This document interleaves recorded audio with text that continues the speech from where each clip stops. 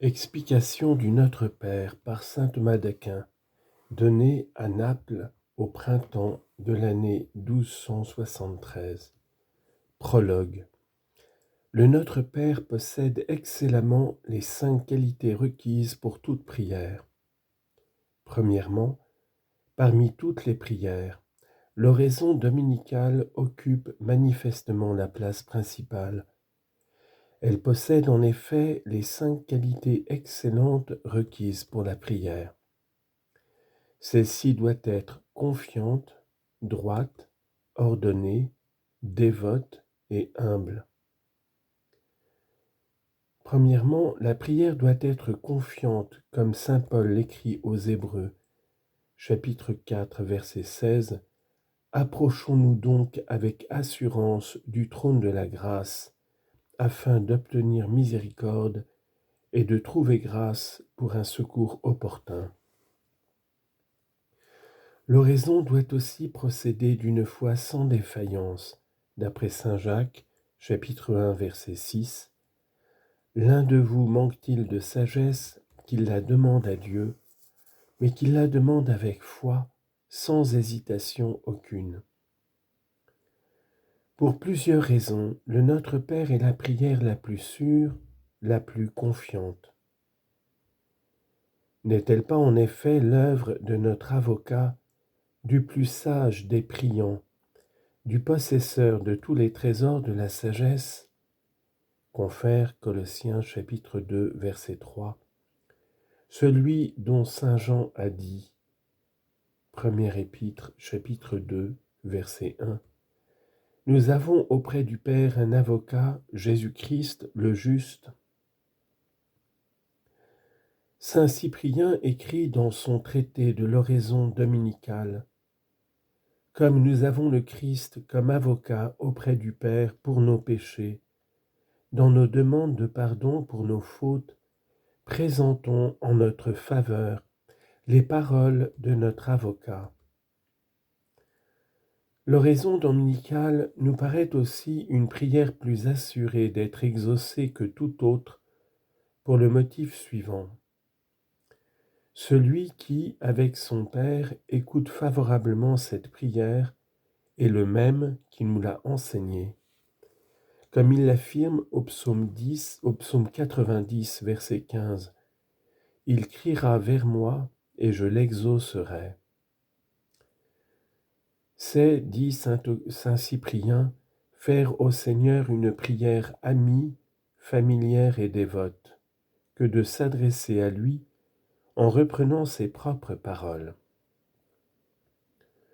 Aussi en retire-t-on toujours quelques fruits, et selon saint Augustin, elle lui remet les péchés véniels.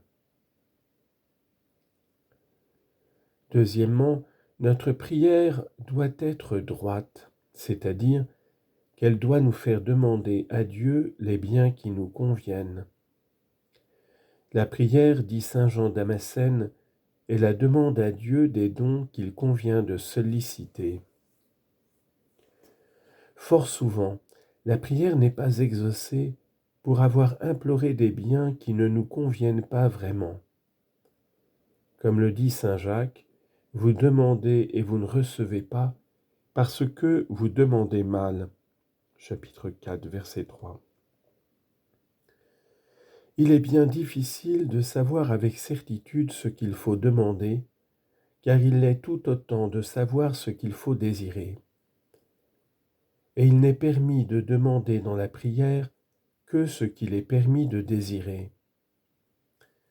Aussi bien l'apôtre le reconnaît quand il écrit aux Romains, chapitre 8, verset 26, « Nous ne savons pas prier comme il faut », ajoutant d'ailleurs aussitôt, « Mais l'Esprit lui-même intercède pour nous en des gémissements ineffables. »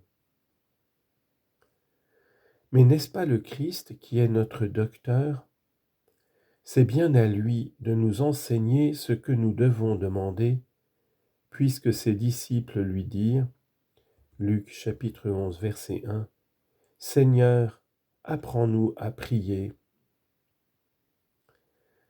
Les biens qu'il nous a appris à demander dans la prière Il est donc très convenable et très sage de les demander.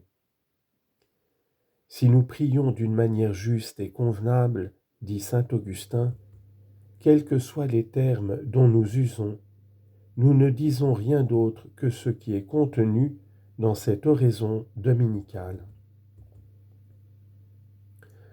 En troisième lieu, la prière doit être ordonnée et réglée comme le désir lui-même, dont la prière est l'interprète.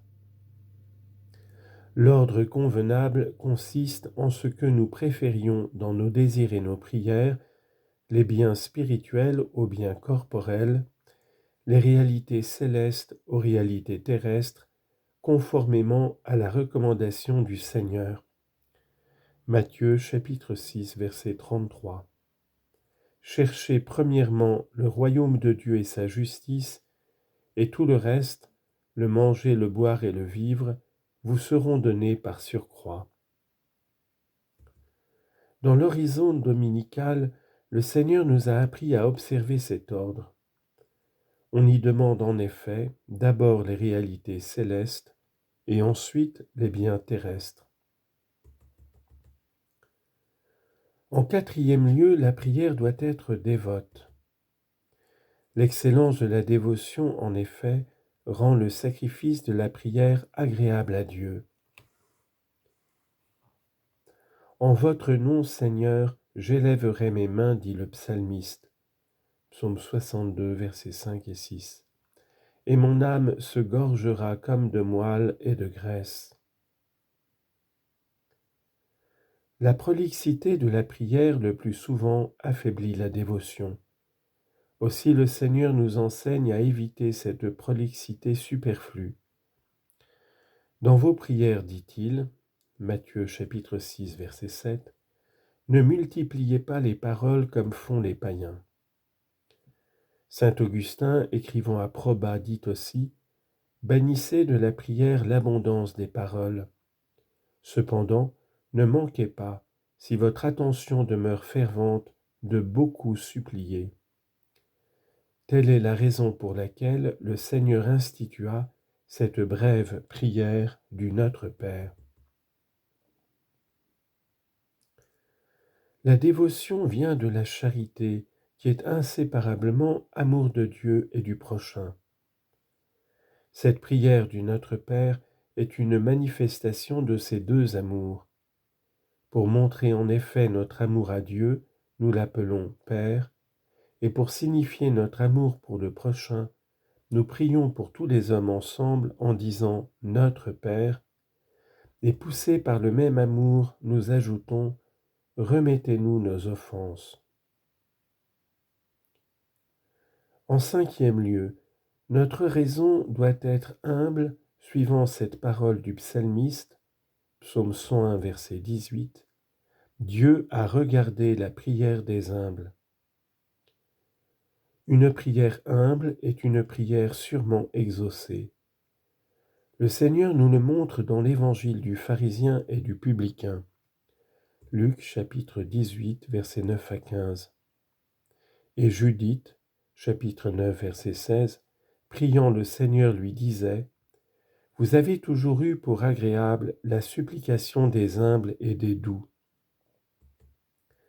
Cette humilité est pratiquée dans l'oraison dominicale, car la véritable humilité existe quand quelqu'un n'attend que de la puissance divine tout ce qu'il en doit obtenir.